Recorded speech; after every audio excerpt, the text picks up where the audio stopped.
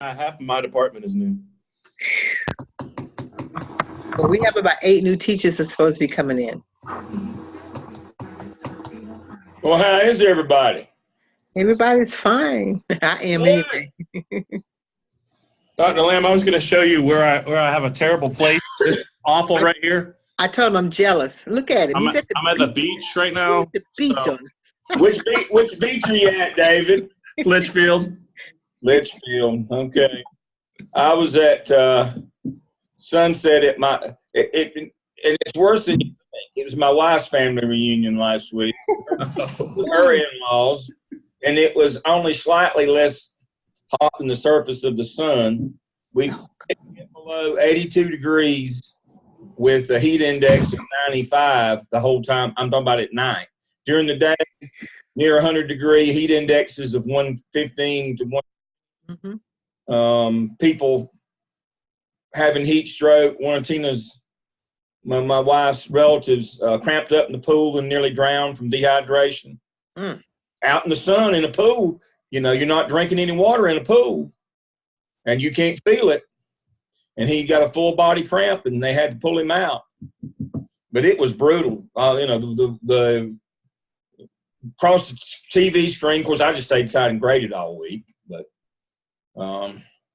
they got air conditioning inside, so that's what I did. But I think that storm that came through last night or night before last kind of eased things off. It was only about, I'm in Boiling Springs. It was only about, I think it's only about 86 or 88 here today. So that's true. With the wind here, it's only been 81 today, and it's been wow. So it's been perfect.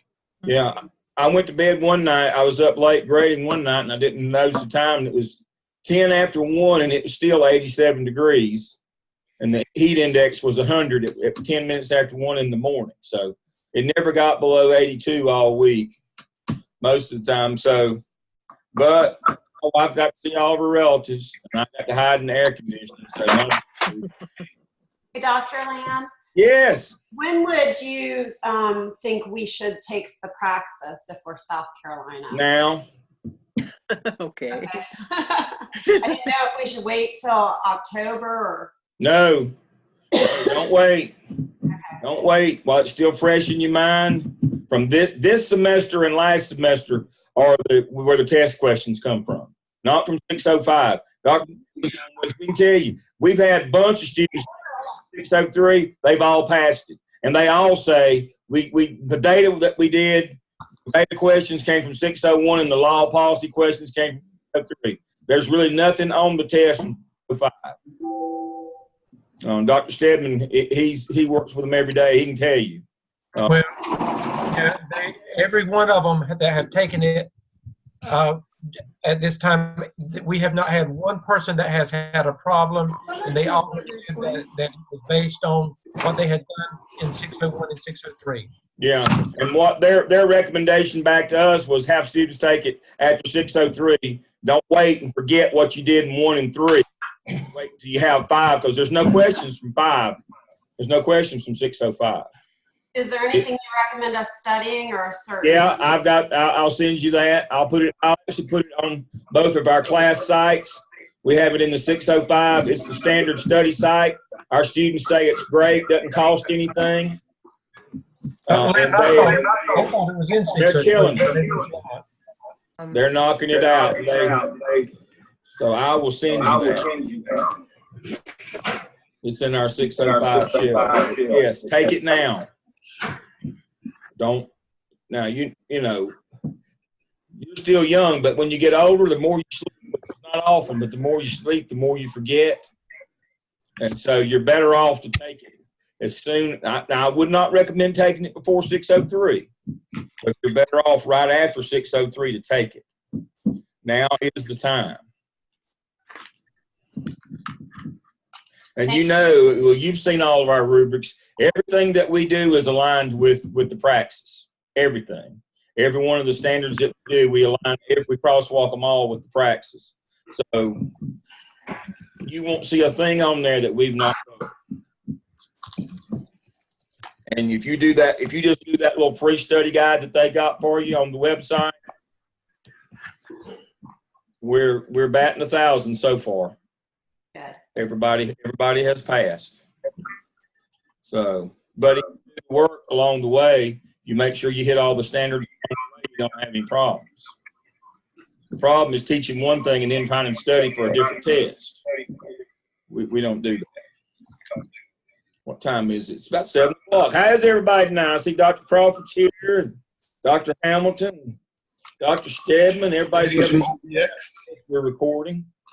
I hope we're recording on mine. So let me OBX. Sorry, thank you for joining us tonight. As always, to have you. That out of the way. All right, so we are at week 9. We want to talk a little about liability tonight. I'm not going to try to keep you too late tonight. Part of tonight is for you to ask questions like we just had, things that you need to know going into the fall. This is kind of an open discussion, so I'm going to do a little bit on liability, and I'm going to open it up. Your OMA's got to be in there by next Wednesday at the latest, because that's when grades are due. So you got to next Wednesday to get your OMA and your skip in. Make sure you get those. Now, next Wednesday will be our final class. We'll do our last case study. Now, I'm going to do the C8 group because I've been doing C6. And so Dr. Hamilton and Dr. Shepard will do the C6. I'll do the C8, so that'll be a switch. And y'all will be with me. And then I think Dr. Stedman and Dr. Crawford are going to switch next week. But we'll all be sending you a link on the day for the proper link to join us next week. So you'll get it on the day. On Wednesday, you'll get your link. If we send it out earlier, we'll resend it on Wednesday. So next week is our final case study. It's a doozy. The case study next week touches on everything. Let me mute. The case study next week touches on everything that we've covered this semester. And I do mean everything. The case study next week, it's got law, it's got policy, it's got special ed, it's got federal law, it's got instructional supervision, it's got classroom instruction, it's got crazy parents, mad people, and it touches everything that we've done this semester. And it is the most relevant case now, according to Richard Schwartz and Associates in Raleigh. It is the most relevant case concerning instruction, right to education, free, appropriate basic education, and special ed. It is the most appropriate case going today. It is a reverse of what we saw for the first 30 years in special education. Or let's say the first 40 years in education. 94-142 was passed in 1974. And for the first 40 years, all of the complaints and lawsuits and grievances and all of those things were filed by exceptional children's parents against the school district for not providing their child what they were legally entitled to get. Last 5 years, it's flipped. Now, because we've done such a good job educating parents about what their rights are, and FERPA and all the parent manuals and all the compliance technicians and all the people that we've hired to work to make sure that these people get that these children get what they need. Now, in the last 5 years, more specifically the last 2 or 3, the complaints we're getting now are from regular ed parents because exceptional children are in the classroom with their child. Because of the inclusion model, we're now getting more complaints, grievances, and lawsuits from regular ed parents who claim that because these children the exceptional children are in their child's classroom, their child is being denied their basic education because the adults in the room are spending all the time with the EC kids. So the shoe is now on the other foot. 20 years ago, I would have told you that you were crazy if that ever happened. I thought people, had more shame than that, but in their game, but they don't. Now in the modern world, as long as you start with a declaration that I'm not a racist or I'm not a bigot or I'm not discriminating. You can say the most racist, bigoted, discriminatory thing that you can think of, as long as you start it with I'm not one of those. And then, of course, you can say what certainly the thing you say, it definitely is. But so those parents, they come into the building now, and the first thing they pronounce is, I don't have anything, I don't have anything against those kids, but I want this. I want them out of my child's room. I'm not discriminatory. I'm not prejudiced against them, but I won't. And so it's going to be difficult going forward because you're trapped by the law.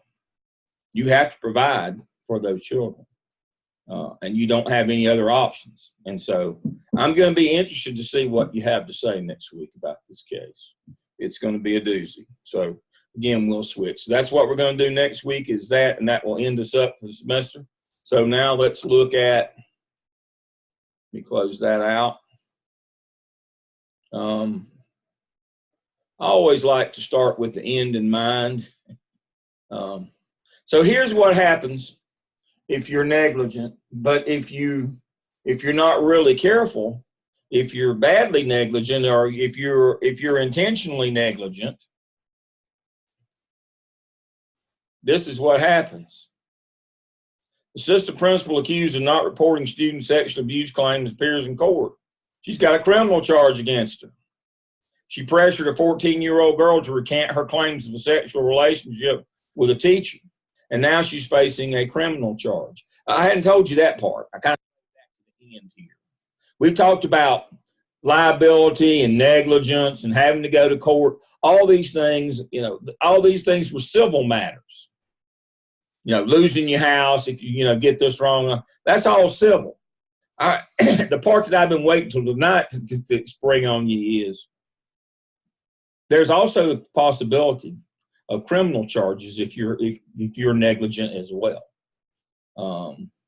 This teacher, this assistant principal, had a report from a girl about sexual abuse from a staff member or from a teacher. And not only did she not go and do her job and report it to the police or investigate it, or she should have reported it to the police and let them investigate, she pressured the girl and punished the girl so she wouldn't tell it. Now you say, Dale, that's far-fetched. I had one like this myself in the school district where I worked that I had to deal with, and it was a conspiracy. It wasn't just one person. 5 people conspired to do this. 5 shortly thereafter, former employees, from the principal down to the data entry person, had to go home because they did this very thing. They punished the girl. And what was so sad about that is the girl was not the one who came and told it. There was an independent verification from a private contractor that was there on the high school campus working on the scoreboard that saw it and came and reported it to the school. And the school called the girl in and punished her and threatened her not to tell anybody because he was a star football player. And so this happens, folks. The principal sued to get hers back and lost and had to pay our court costs. 1 principal, 2 APs, 1 data manager, and one of them just got suspended and displaced. So 4 got fired and 1 got suspended and displaced. So 5 they formed a conspiracy. And they ended up in court, in civil court, ended up having to pay money. If we hadn't got a hold of this and done what we did as a district, they would have had criminal proceedings, but we stopped that. From our actions, we were able to rectify it and stop the criminal proceeding against them, even though they didn't know it, but we were able to do that. Had we not, they would have all probably been in jail. And so this is not far-fetched, folks. If you don't do your job, you can lose your house. You think, well, what could be worse than that? You can also lose your freedom. You can also lose your freedom if you do something dumb like not reporting a report of sexual assault or sexual abuse to the police. Now, please remember, in a case like this one, a crime has occurred, or a report of a crime has occurred. Your first step is not to call the central office. Your first step is not to call the superintendent. Your first step is to call the police. Don't get that wrong. Now, the superintendent may be miffed. He can be miffed, but it's not his job and career that's on the line. It's yours. You do not want to be seen as trying to cover up or in any way negotiate or mitigate. You are not qualified to do investigations of a sexual nature. You must turn those over to the police immediately, as soon as you find out. And you know, when people would call me, and I'd say, "If you call the police," no, well, hang up and call the police. Don't call me first. I'm not going to be accused that we conspired to, to do something wrong here. I want the police on the call the police, then call me back. Call them first. They get real touchy about that. Did you call anybody else first? They're always worried that somebody's going to tamper with the evidence, or the fix is going to be in, or the cover-up's going to get started. And by the time that they get there, they're the last to know. They're the village idiot, because everything's already been taken care of, and everybody's story is squared away, and all those things. And see, we do not want to do that. We do not even want the appearance of impropriety. So negligence liability, it's not just civil. It can be criminal as well. And so that's the thing that kind of concludes that part of our course. Shifting gears now, the other thing that I wanted to cover tonight, well, first I'm going to stop and see if anybody has any questions. If you have a question, just unmute yourself, and we'll talk about that. If not, we're going to shift gears. Anybody have anything they'd like to add to what we've covered here tonight? Okay. So Dr. Lamb, would you talk for just a minute about the need to carry personal liability insurance? You need to join a professional association, and that's a must. Both the professional association and the insurance are a must. Now, you can get the insurance privately. A lot of people carry that. It's a personal liability policy. But you need to join one of the professional associations and take out a policy or additional policy through them. You must have that, or the lawyers, even if you're innocent, the lawyers will absolutely wreck you financially. And in either the civil or the criminal case, rarely will you get your legal fees back, even if you're found not guilty, or the case is usually the only time you could recover your fees is if the case is dismissed. Sometimes the agreement is that your fee, but rarely do you get reimbursement of your legal fees. Very rarely, and the district will not pay them for you. Right. So, Dr. Lamb, any recommendations on which association? I know there are plenty of them.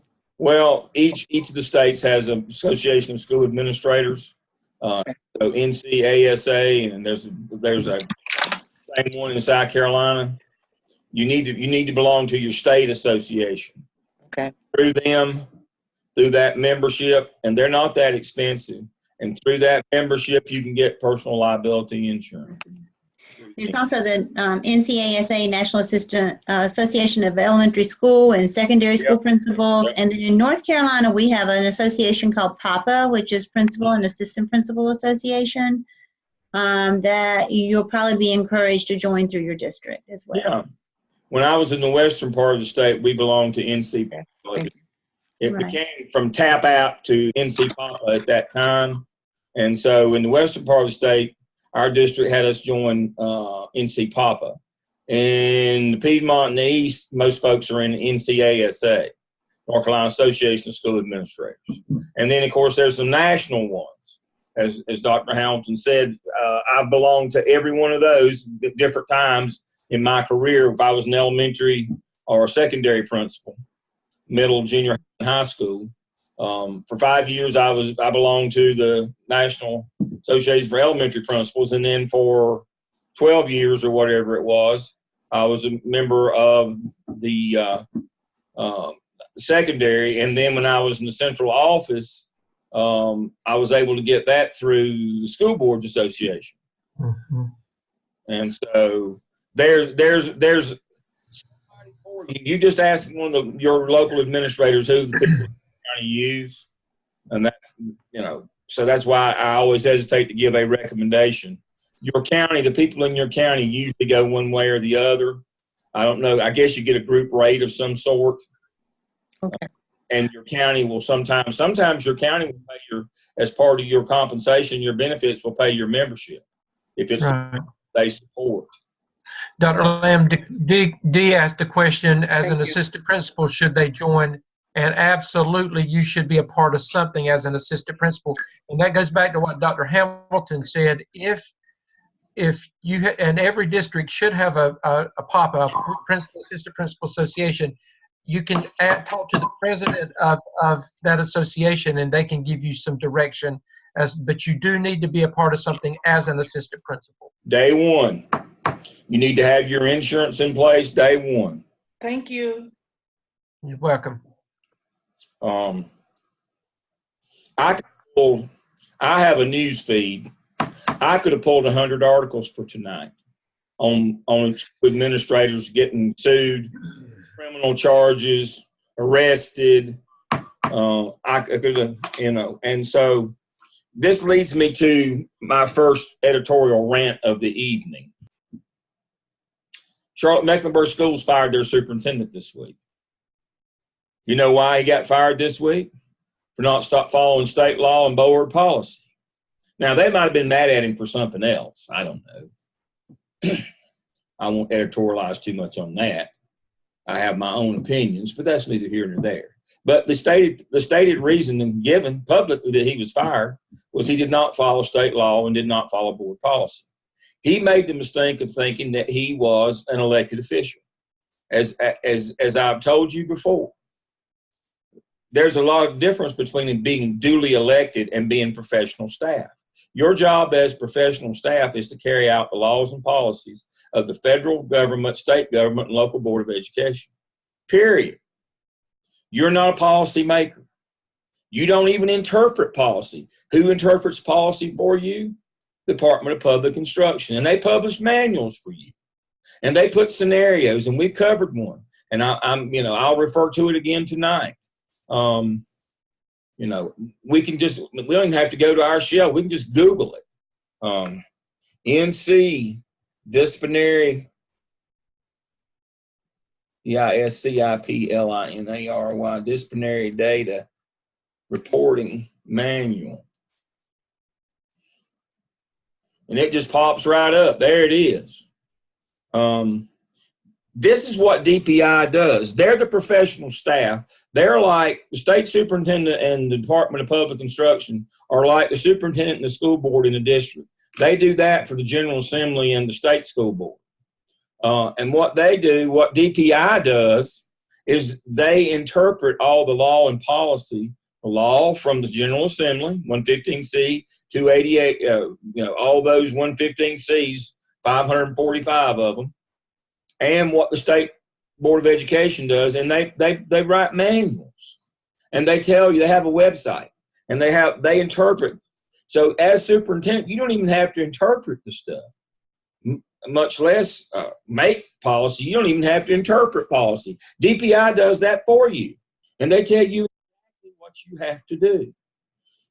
At the principal and assistant principal level, your job is curriculum delivery, period.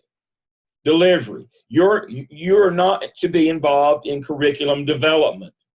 You don't argue Common Core versus standard course and stuff. That's not your job. Your job is to improve instruction, what goes on in the classroom. It's somebody else's job to figure out what you teach. You're there to help on the how. You're not involved in the what. You're involved in that. Too many principals nowadays and assistant principals think that this is a political position and that they can go to the newspaper or the media or social media and argue their case. You will not last long doing that.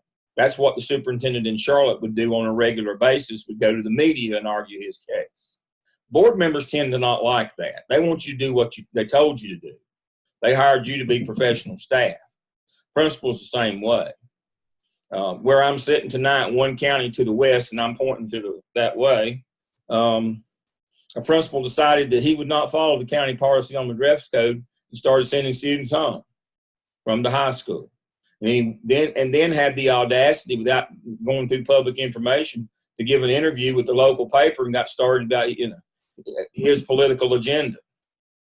They quietly and quickly invited him to retire. He didn't have all his time in, but that didn't matter. He retired. That's what happens to you when you don't follow law and policy. Now, they may want you for some other reason. That might be that you just worn out your welcome, or that something else that you have aggravated people about. But they'll get you on law and policy because there's no debate. Even the superintendent has to follow law and policy. What they found out is that when the shooting happened at Butler High School, as you know, the first activity you had to do this summer was find your crisis kit. Well, they'd stopped making them do crisis kits. They weren't sorted correctly. And, you got to have 3 evacuation sites, one on campus, one you can walk to, and one you can walk to and be picked up and transported to a local place. They didn't know, they hadn't practiced. They didn't know what to do. Some parents thought they were being transported. Some went to the church across the street to get them. Some didn't know that they were on the back of the ball field. They didn't have rosters. It was just a mess. Well, come to find out, they had stopped requiring them to do that. And they weren't writing addendums, safety plans and addendums, those kinds of things. Stopped background checks stopped fingerprinting because he didn't like spending the money.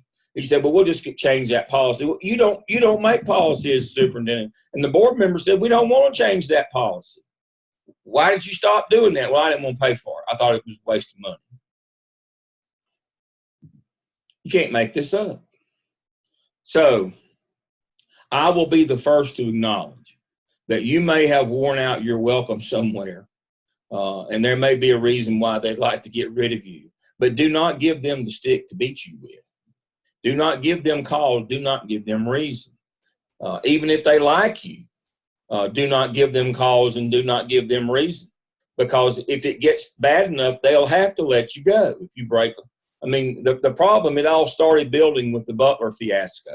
And then a couple of employees that got through that were pedophiles that they didn't catch because they weren't fingerprinting. And it just kind of got rolling a little bit this year, and the momentum. And as we always said, for somebody who worked there for a long time, at a certain point, there must be blood. Somebody has to go home. That's the only way we can get off the news cycle. That's the only way that we can redirect and get started again for education is, the media and the community, they're so churned up, so ginned up, that the only thing that's going to appease them is somebody's hide.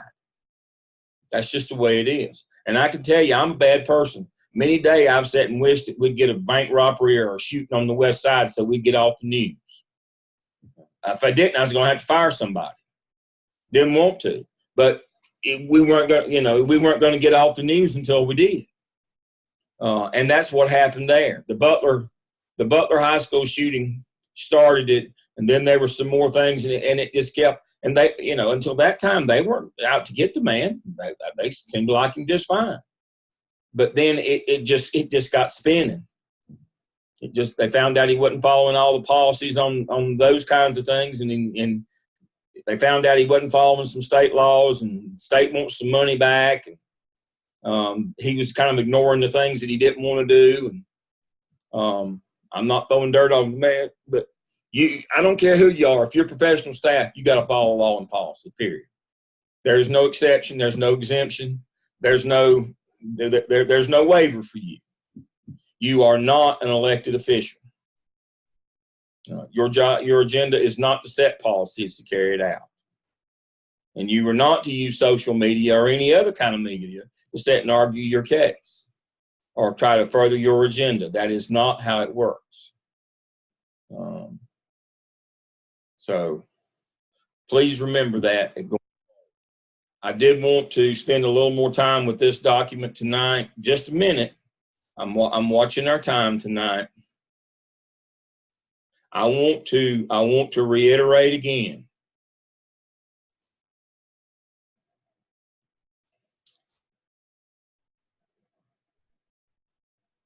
You see this word right here, must be reported to law enforcement immediately.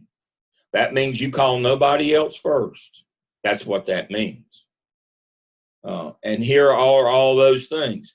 This case tonight was a case of sexual assault, indecent liberty, sexual assault. That was the case tonight. And so you see right here, whether you wanted to call it a sexual offense, a sexual assault, or taking indecent liberties with a minor, it didn't matter. The girl was 14 years old. Your first duty was to call the police. There's never anybody else. There's never any other option. I've had folks say, well, I wanted to call this person to get some legal advice. So I said, when they would call me and I was that person, don't call me. Call the law. Otherwise, we're both going to be in trouble. And so I wanted to make sure, again, that you understand. Bus wrecks, those kinds of things, you're not a medical doctor, call the police. Child dies and want to know why you delayed calling 911. Everybody always thinks the worst of us. There was a time when people thought the best of us. Now people think that we're colluding, that we're in some conspiracy. We're trying to hide or cover up something. If you're seen calling somebody that's not 911, they think you're trying to, the fix is in. And people will believe that nowadays. They believe the most crazy conspiracy in the world because we've done some of those things. So we can't blame the public. It's on ourselves. Dr. Land, they need to know that once you've called, you've informed the law, and once you've called 911, whatever you have to do, that's your first responsibility.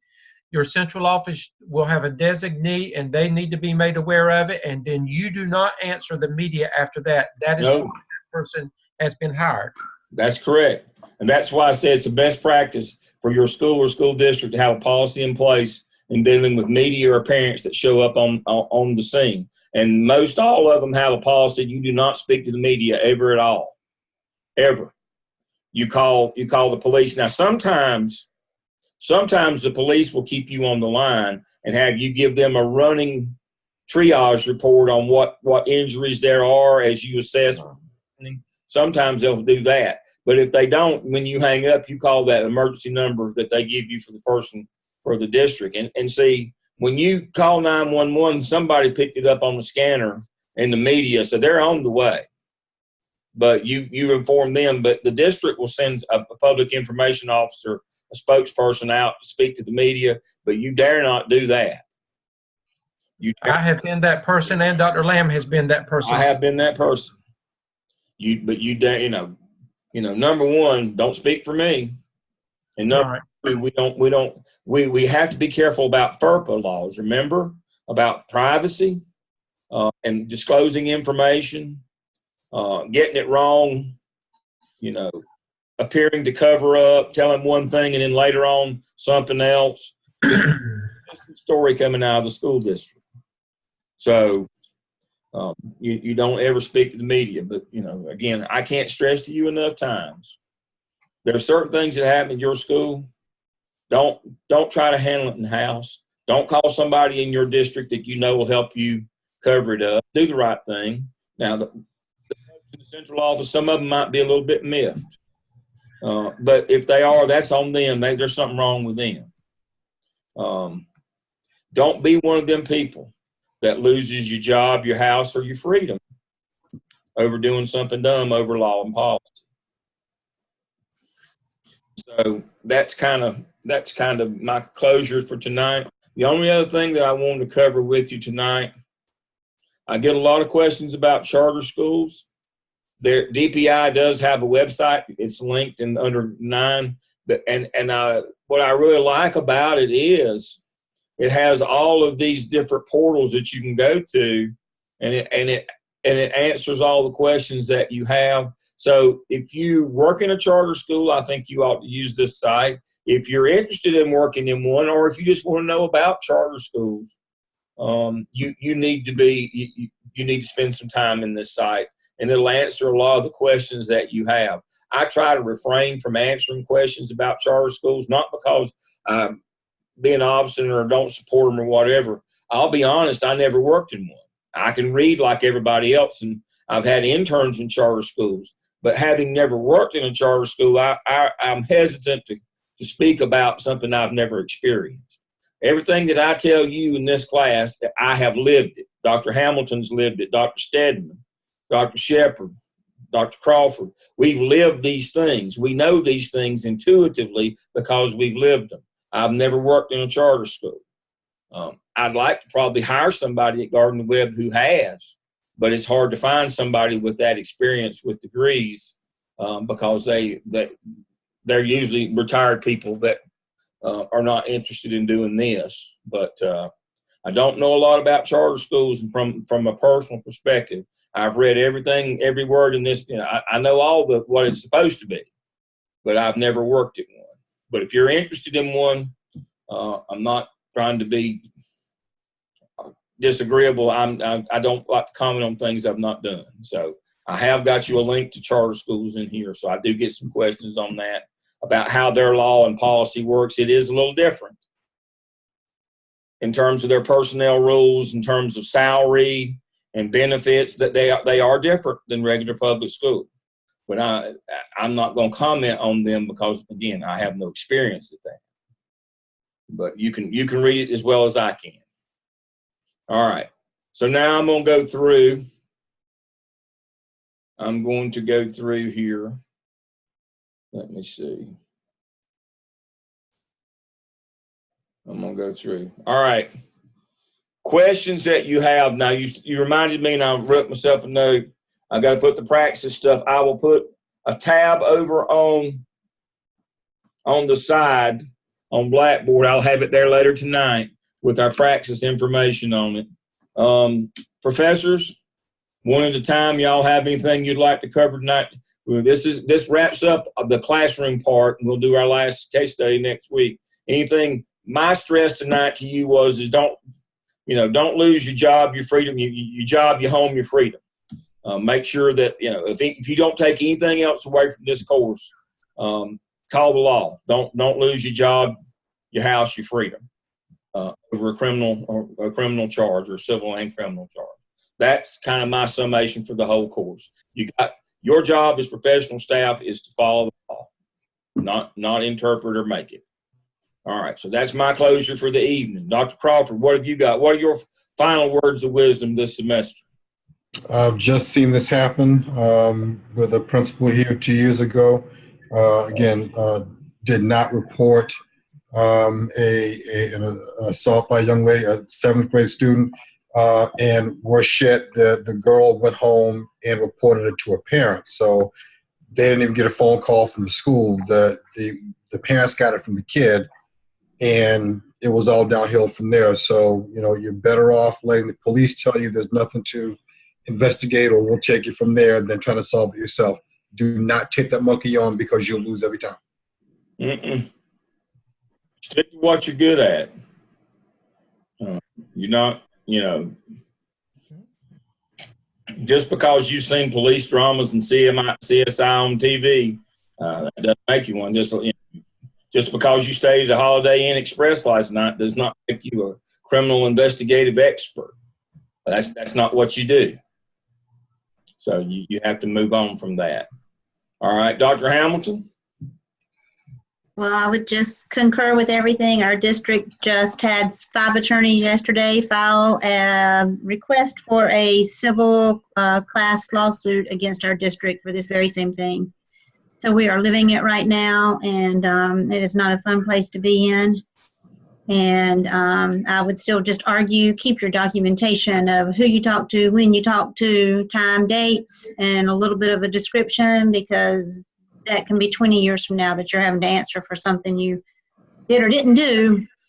And 20 years is a long time. It's a lot of water under the bridge, hard to remember some things. And so just keep that with you. Always just do what the policy says. Pull the policy out. Read the policy. Nobody can memorize the policy manual. Pull it out every time. Read it. Did I do this? Did I do this? Did I do this? And at least you can say, here's the policy. This is what I did.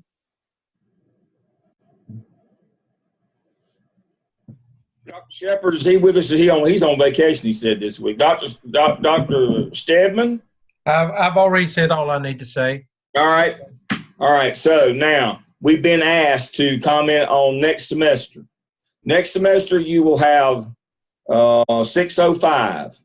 You will be with Dr. Stone, Dr. Sanders, Dr. Wilson, and Dr. Neal, N-E-A-L-E. Dr. Wilson's a high school principal at Ashbrook in Gastonia. Dr. Neal is a principal in Lincoln County. Dr. Sanders is full-time faculty here. Dr. Stone just retired as superintendent in Caldwell. He's now full-time faculty here.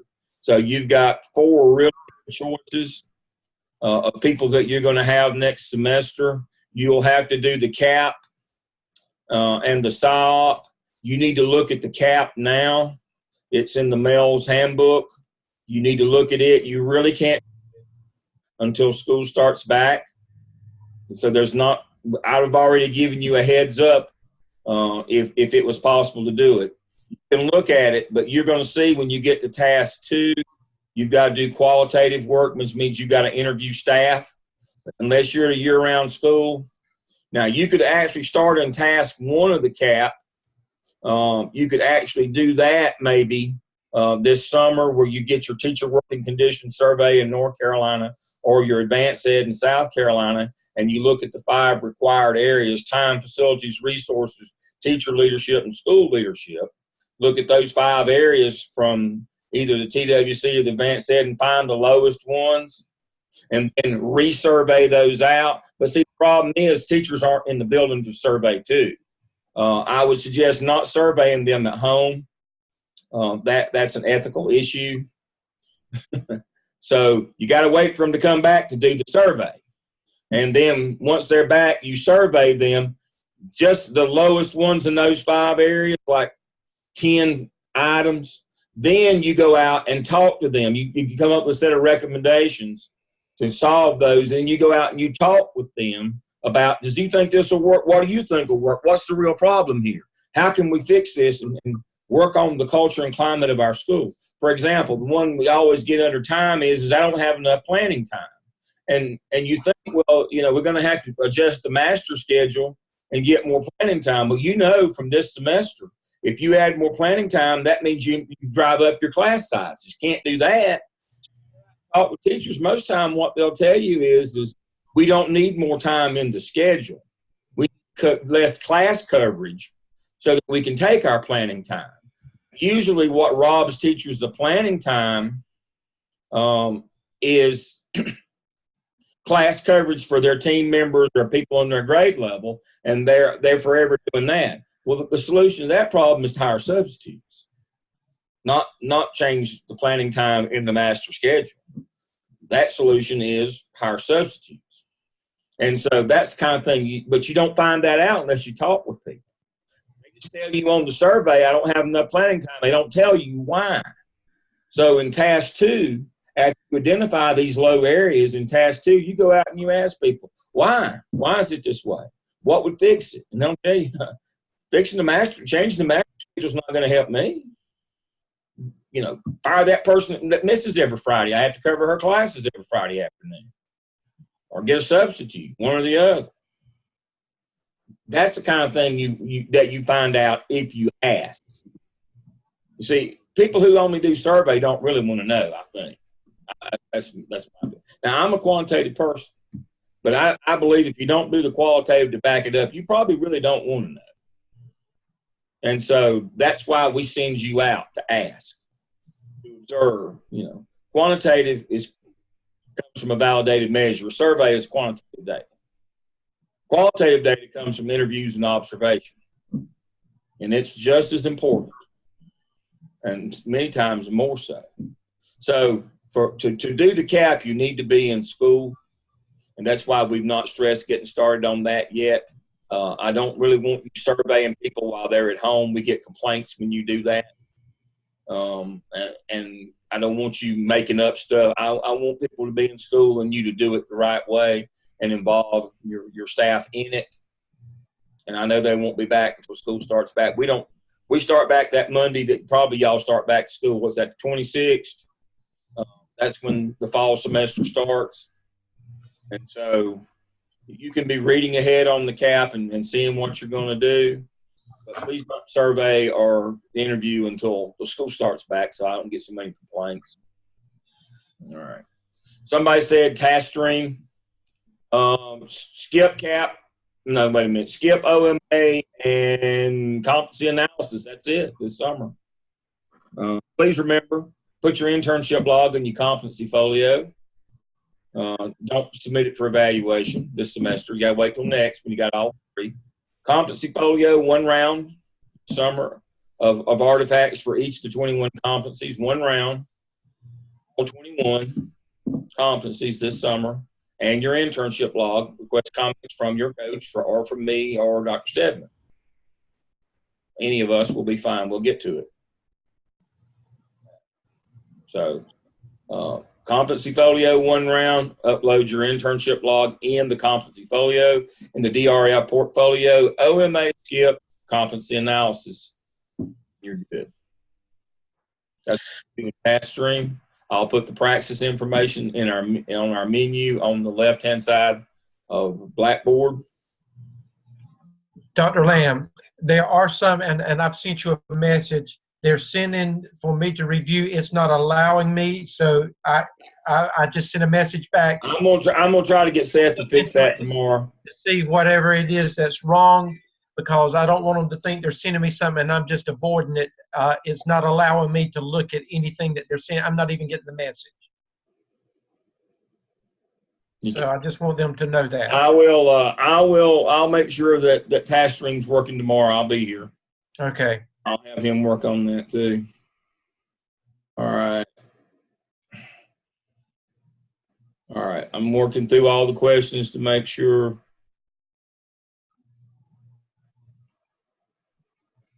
Okay. David asked a question at 7:23 that I want to answer. Do administrators just get lazy or not care, or they just feel like things are not that important? No. They get scared about the negative publicity and about what it's going to do to their job. That's exactly what happens, especially if it's those reportable offenses that count against you in your calculation for a persistently dangerous school.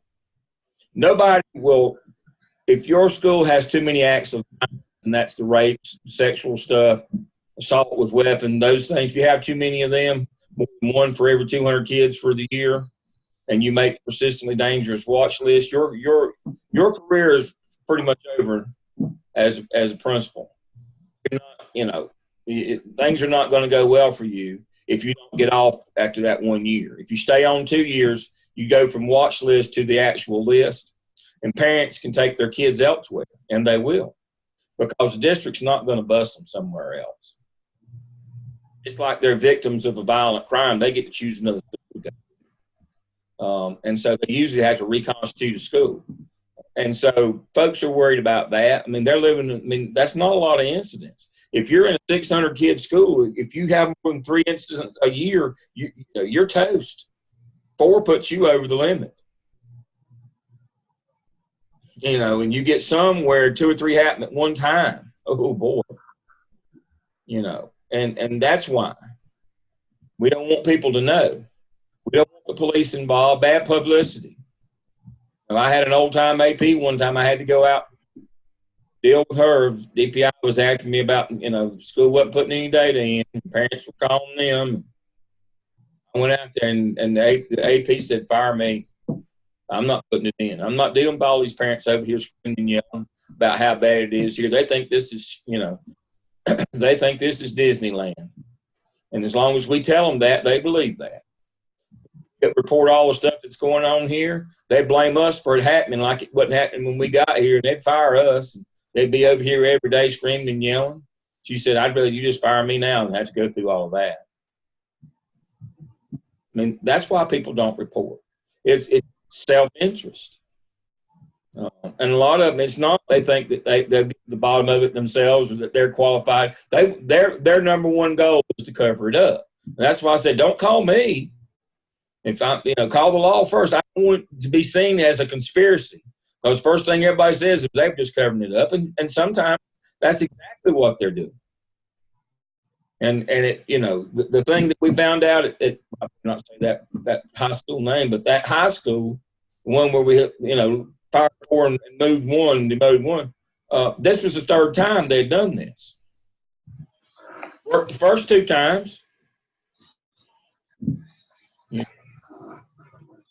And so usually that's the way it was. I mean, they tried it one time and it worked, and they tried the second time, but on the second time they had no choice on the second time but to cover it up, because if they hadn't covered it up the second time, what would have come out during that investigation by the police the first time? So once they did it one time, somebody said, well, why did they keep on? Well, they had to keep on after the first time. Once you enter in, slippery slope. You're in, and the kid knew it as well. Once they covered it up for him the first time, he knew, I'm untouchable. These people have to cover up for me every time. If they don't, it's on them. It's their job. And he said that. This is their problem, not mine. They covered up the first one, then they covered up the second one, and they covered up the third one. But thankfully, we had an independent witness on the third one. And so that's why, David, people just look after themselves. All right. Host family member. Okay. So we've talked about the fall, when we're going to start. We've talked about our case study next week. It's a culmination of everything we've covered. Okay, and again, we start on Monday, August 26th. For class night will be sometime between Monday or Tuesday, Wednesday, Thursday, according to who you get. They'll set up their classes. They're usually sometime between, I encourage them to have them at 7 o'clock. Y'all can kind of negotiate that with the instructor. This group that you have this summer with me, I'll be rotating. I'll be staying with 603. This is my usual gig.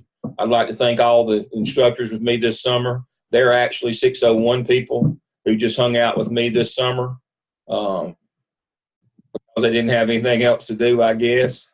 This is not their normal gig, but they did a great job. They're tremendous. Well, y'all had them for 601. They're tremendous in 601.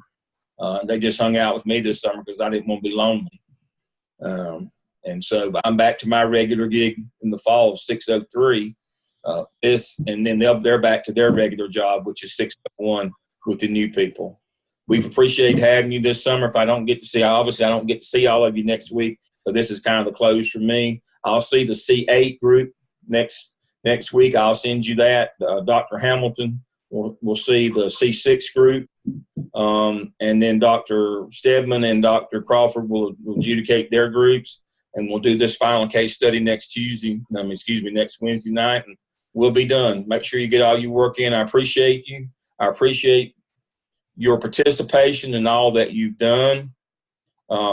I appreciate that we've had you for 2 semesters. That's why I asked them to come with me this summer. I love having you this much. You're going to get some new experiences next semester. We're letting you fly now. You're going to have some new experiences with some new people next semester. And I don't worry. I know you know what to do. Y'all will knock it out with them, but it's been great having you for 2 semesters. You've hung in with us. Your work's been great. You're all going to finish on time. You're all making good grades this summer. So I appreciate that. We appreciate you coming and joining us at Gardner Webb. It's a good place, and we're glad to have you here. But this summer has been wonderful. So thank you. I'll see you all soon. C8 group, I'll see you next Wednesday night at 7 o'clock. Everybody have a good week. Get all your work in. Safe. Good night. Good night. Good night, everybody. Good night, everybody.